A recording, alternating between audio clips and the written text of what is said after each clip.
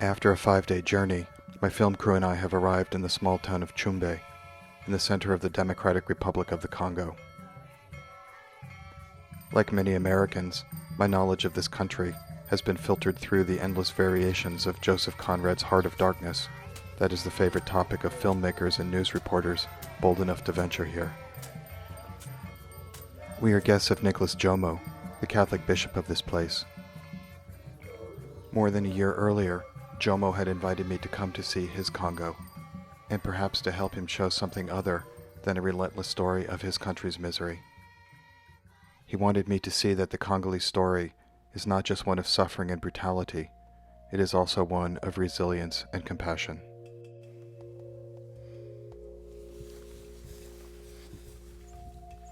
The ability to understand the story Djomo wanted to tell requires some sense of Tshumbe's remoteness and isolation.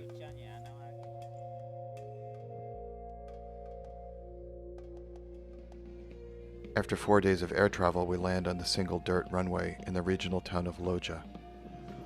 Traveling the final 80 miles to Tshumbe requires spending most of the day in 2 separate Land Rovers and crossing a river in a dugout canoe.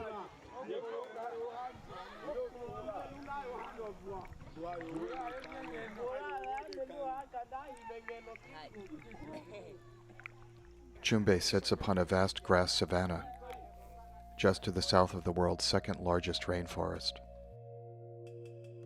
This region is called the Sankuru.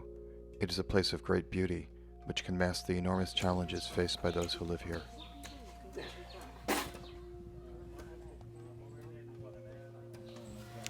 The Sankuru region, or technically it's a district in the Congo, is an administrative area which basically covers about the northern half of the Kasai Oriental province. We're directly in the middle of the country. They say often that we're in the heart of the heart. From the capital of Kinshasa and Goma, we're about equidistant, over 1,000 kilometers, which means getting anything in and out has to come by boat or by airplane. And if you do try to take things by road, you're very limited by the roads that barely exist in some parts. So you can see here in Loja, which is the biggest city, and the biggest city in the Sankuru region, there are no paved roads and very limited infrastructure, no electricity, and very, very minimal amount of running water, only in the very center.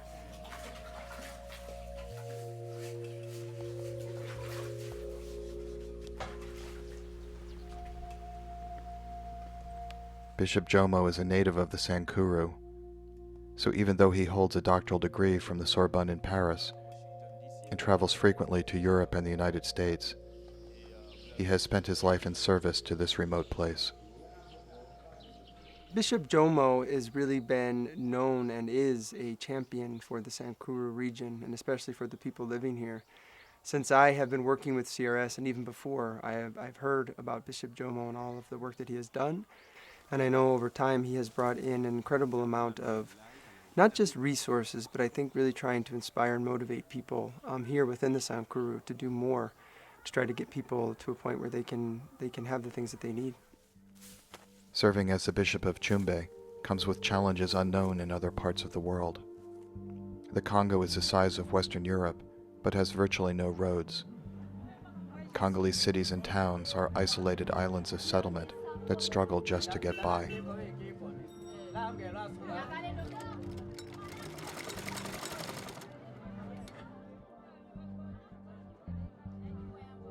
We are doing the same work the bishops in middle age are doing. That I'm telling to the bishops in the United States and Europe, the challenges are very different from ours because we are working like in the middle age here. The bishops is doing everything, is dealing with economic situation for the population too. Yeah.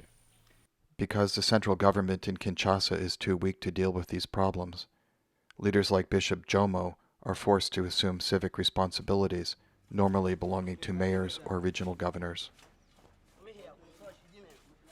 In a country like this, the governor is supposed to do these things. It's not our duty. But living in a isolated area like mine, as you see, the government, the state is absent. We are building bridges to get people connected for exchange, for students, for sick people who have to go through rivers to reach hospitals. Many people believe that in our area, the area of Tshumbe, the bishop is the governor.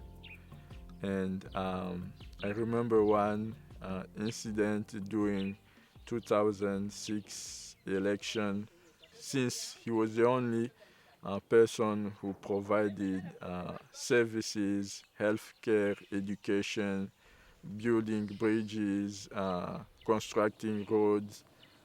So during the election day, people went to vote, and they looked for the name of the bishop, Nicolas Djomo, so that they can vote for him. But they were disappointed because they didn't see his name, and so they didn't vote. In part because of its remote location, Tshumbe is one of the poorest places in the world, despite the abundance of the surrounding natural environment. This poverty is made worse by the lack of civic infrastructure and extremes of income inequality. Imagine that in this area, and I think in the Congo in general, people are living with less than $1 a day. They are very poor. When you enter a house in a village, it's very poor. People are lacking the basic needs. It's worsening year after year. Following a national nutrition survey, it was found that this area had very high rates of malnutrition. So a emergency response was initiated, CRS along with Caritas, to work in a number of communities where the malnutrition rates were really high.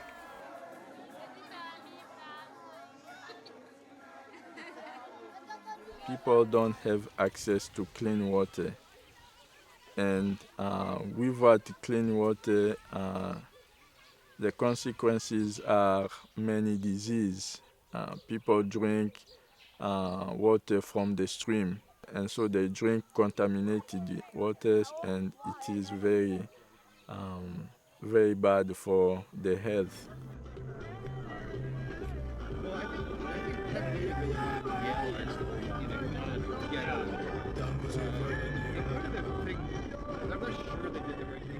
Moi, je m'appelle Micho Welo Ochudi Olenga.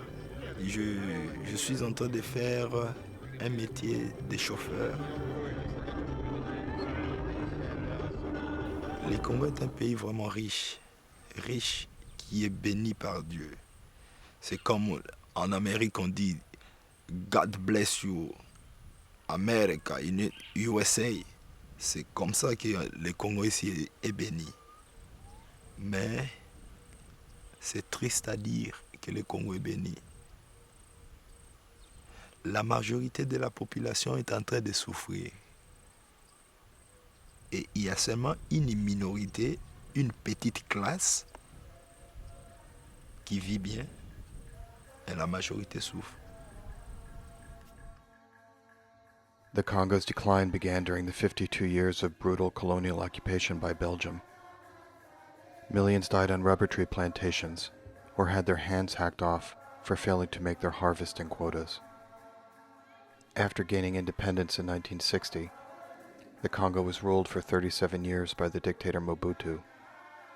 Mobutu stole millions from his own people and allowed the country's colonial infrastructure to fall into ruin. A regional war that began in 1996 overthrew Mobutu and plunged the Congo deeper into chaos. The conflict was so violent and devastating that experts have called it Africa's World War.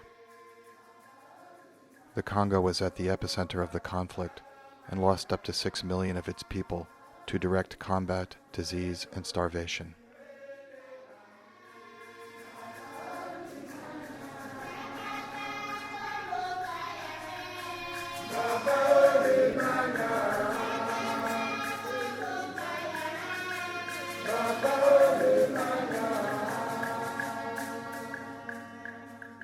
I experienced firsthand the trauma of war. I saw parishes being destroyed, houses being looted, and even fire were put on houses. People were killed in any way you can think of. It was terrible. We lost everything. When the fighting came here from Goma through Kindu, people fled the villages. The orphanage, our orphanage in Lubefu became the caserne, the camp for soldiers, for fighters. For Tshumbe, the war ended in 2003.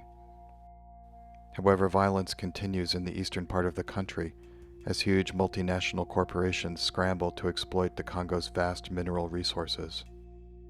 This richness don't right now help the Congolese people. They call that in French the minéraux de malheur. Last year, I went to the U.S. Congress for testimony in a hearing, a public hearing. Congressmen told me that indeed at least 2,000 companies are dealing with armed groups. This mineral is for the occasion to attract wars from outside and from inside, because provoking instability, the fighters can loot the minerals, purchase weapons, and commit atrocities against the population, including rape. That's why the minerals are not the richness for population, but it's the misfortune, it's misery for them right now. Father Raphael and our driver Michaud tell us that despite these huge problems, people do what they can to help each other endure. They use a local word, Tokimane, to make the point. Tokimane would come to symbolize for us the resilience we encountered in these people. Tokimane, cela signifie tenez-nous la main dans la main. Tokimane, this in my language, it means let's hold each other, and because if we don't hold each other, then we are spread, we are isolated, we fall. Nous devons nous tenir la main dans la main pour la reconstruction du pays. Et nous devons nous tenir la main dans la main pour le développement du Congo. As one of the few functioning institutions in the region, the Church plays a vital role in fostering the practice of Tokimane. We can say that the government has gone through significant changes, whether it be war or regime changes, you name it. But I think the Church has always been a very constant figure, especially in these particularly rural communities that have been very isolated. It is the Church that most people rely on. I think currently what you find is, because it's happened as such for so many years, people still rely on those church structures, because there is a structure, there is a system, there are specific people that you know you can go to, that you can trust, and you know where to find them. Les écoles ont été construites par l'Église, les hôpitaux ont été construits par l'Église. Vraiment, l'Église joue un rôle pour la formation des gens ici à Tshumbe.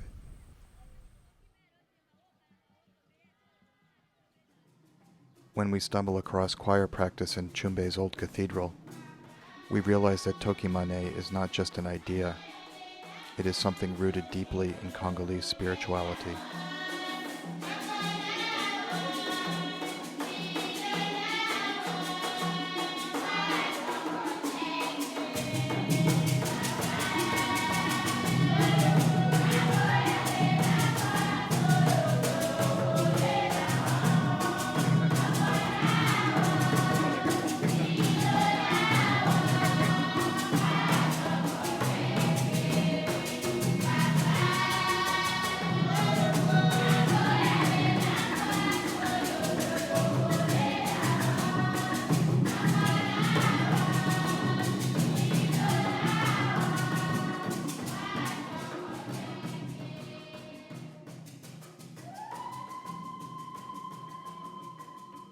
Bishop Djomo insists that the church's role is not just spiritual, however. He is especially eager for us to see his pride and joy, the new University Notre Dame de Tshumbe, which is currently a tiny collection of mud brick buildings with grass roofs and dirt floors.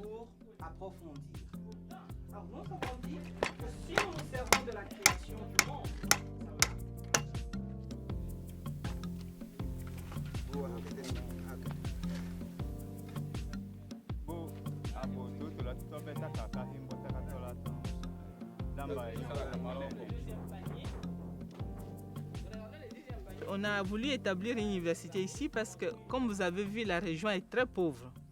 Et les parents des élèves, des étudiants sont très pauvres. Et beaucoup ont des problèmes pour envoyer les enfants à Kinshasa, surtout ceux qui n'ont pas de famille. Et même si on a de la famille, c'est difficile d'envoyer un enfant à quelqu'un pour les études. Mais ici, ils peuvent étudier, ils mangent à la maison, ils habitent la maison de leurs parents et ils payent petit à petit leurs études. Ils peuvent terminer dans les mêmes conditions que les autres. We decided to do something for these young people to get higher education locally.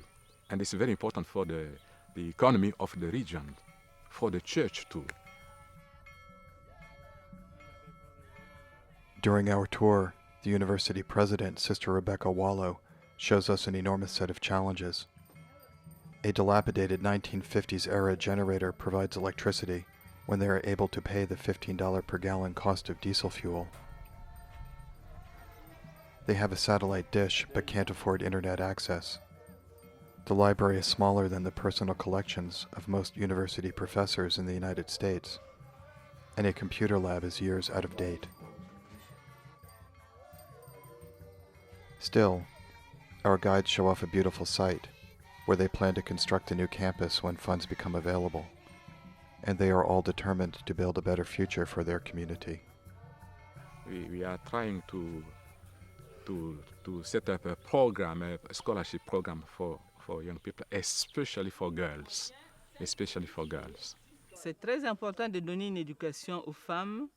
Je pense que s'il y a une éducation paritaire entre l'homme et la femme qui sont bien éduqués, on est en mesure de pouvoir développer la région. Et je pense que c'est ce qui s'est passé également chez vous, en Occident ou aux États-Unis. Et cette éducation-là, mélangée des hommes et des femmes, a permis au pays de se développer.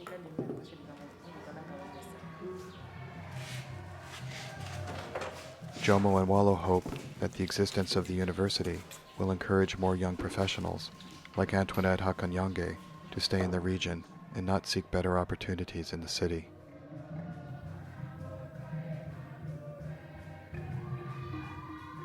This young doctor cares for the sick in conditions so impoverished that they defy verbal description.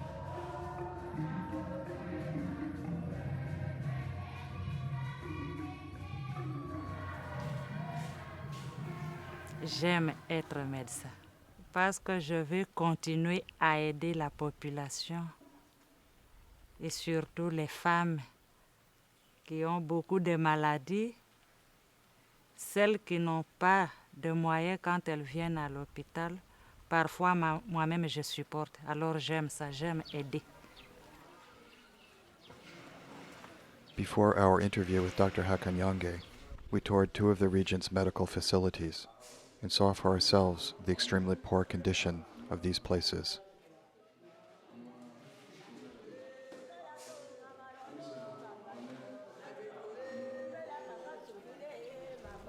One hospital in the village of Dikungu was pillaged during the war and has not recovered. Here we find a small group of people still dealing with the complications of leprosy. In spite of these massive obstacles, Dr. Hakanyonge recounts to us her personal litany of daily challenges in a calm and peaceful tone. C'est un hôpital d'une capacité de 100 lits, mais malheureusement, nous n'avons que 33 lits. Et ces 33 lits n'ont pas de mousse. Donc nous avons très peu de mousse et on est souvent confronté à des difficultés multiples s'il y a beaucoup de malades. Nous avons une difficulté pour l'imagerie médicale. Donc, il n'y a pas d'échographie, il n'y a pas de radiographie. Nous faisons les diagnostics de présomption. La certitude, nous ne les faisons pas par manque de ces appareils-là. Nous avons des problèmes des infections en post-opératoire parce que d'abord, la salle n'est pas stérilisée. Nous avons un endroit où on peut stériliser le matériel, mais c'est électrique. Nous n'avons pas de mazout pour tourner les générateurs. Nous faisons la stérilisation à chaleur humide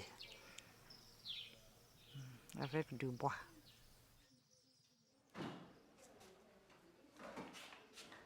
Dr. Hakonyange sees her work as a ministry that flows from her faith. When she is not caring for the sick, she directs the choir at Tshumbe's Cathedral Church. Avant que je ne devienne médecin, j'étais toujours choriste. Et quand je suis allée, je n'ai pas voulu abandonner parce que j'ai vu que même pour devenir médecin, c'est par la grâce de Dieu. Il m'a beaucoup aidé durant mon parcours et je ne peux jamais l'oublier.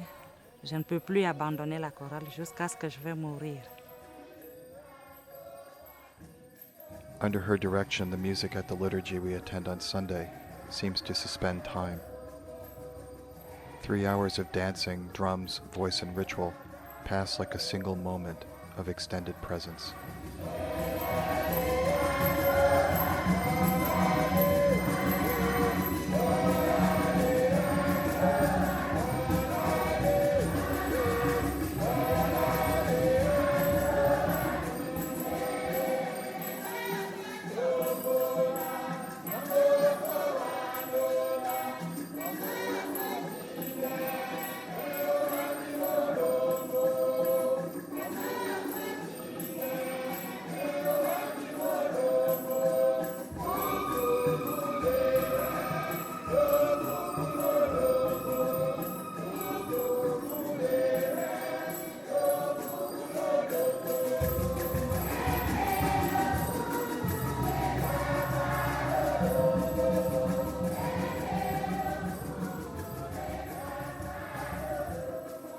Dr. Hakonyange's fusion of faith and professional dedication surely embody the story of the Congo that Djomo wanted me to see. The spirit of Tokimane, let us hold each other, settles within me as a rich descriptor of our experience of this place. The suffering of the Congo's past and present should not be minimized or understated, but these people are more than the failures of their country, and their lives cannot be condensed into a soundbite on the evening news. As we walk across the savannah near the end of our time in Tshumbe, images of people we have met roll through my mind like waves across the grasses in front of me. In this moment, I am more conscious of the Congo's blessings than of its curses. I know that when I return home, I will not be making a film depicting suffering without redemption. The darkest of human horrors should not be the last word, and they are never the only story worth telling.